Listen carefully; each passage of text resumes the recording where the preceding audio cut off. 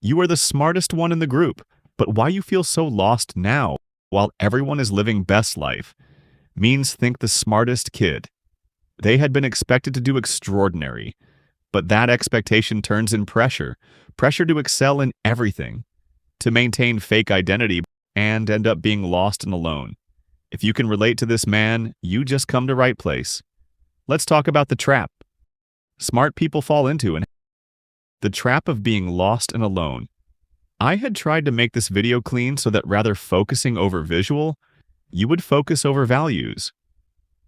Here's what no one tells you. Growing up smart, the very thing you were praised for, becomes a cage.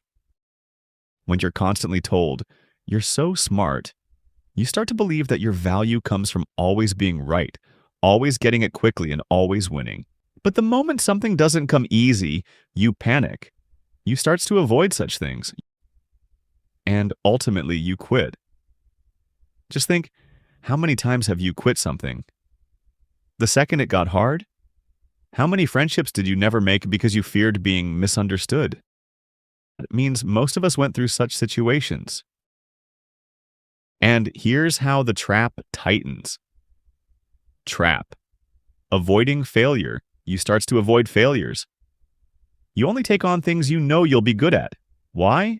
Because struggling doesn't just hurt your ego, it shatters your identity. Identity of being smart, right? Trap 2. Living in a bubble. Then slowly you start to remain in your comfort.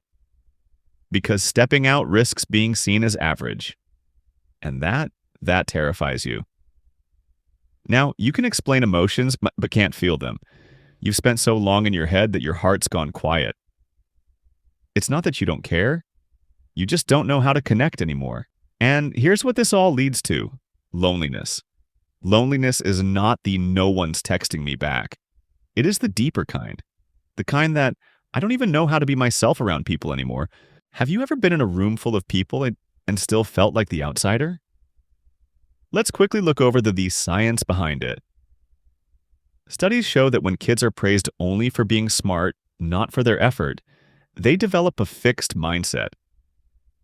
That mindset in which the second something feels hard, they believe they've failed as a person, not just at a task. You can't outthink loneliness. You have to feel your way out. And here's the 5-step proven process to get rid of loneliness, my love. Rebuild your identity around growth, not intelligence. When you stopped saying, I'm smart, and started saying, I'm someone who learns. And I'm here to learn, that one shift turns every failure into fuel. Fuel to try again harder. This is what a growth mindset looks like. The belief that intelligence isn't fixed, it grows. With effort, with time, with pain can make you unstoppable. And science backs this. People praised for effort, not ability, become more resilient, more curious, and more motivated when things get hard. So from next time something confuses you or challenges you, stop and say, this is growth happening. Embrace discomfort and vulnerability. Let's be practical. Thunk when you grow up being the smart one, failure becomes terrifying. Not because you're afraid of the task, but because you're afraid of how it affects your social presence. Now you need to do the things that makes you feel uncomfort or where you sucks. You go to a dance class, you try painting, you speak up in a group even if your voice shakes. Because discomfort, that's where real confidence is born. Develop emotional intelligence. You can explain your feelings, you can analyze your problems, but can you feel your emotions without fixing them? That's emotional intelligence, and it's the most underrated superpower for smart people. It means sitting with sadness without turning it into a project to complete or remove it and letting someone else hurt you without offering a solution. Just being with it. Here's where you should start developing emotional intelligence. You should start journaling. Journal how you feel, not just what happened. Meditate, not to quiet the mind, but to hear your heart. Emotional intelligence isn't weakness, it's wisdom. And the best part, you can learn it, like anything else. Build genuine connections through shared experience. Let me say something that might hurt you. You're not lonely because you're too deep. You're lonely because you've been hiding behind perfection instead of showing up what you actually are. Connection doesn't happen in perfect conversations. It happens with shared experiences, in true friendly movement. Go, man. Join a group that's not about being impressive. Join a hiking group.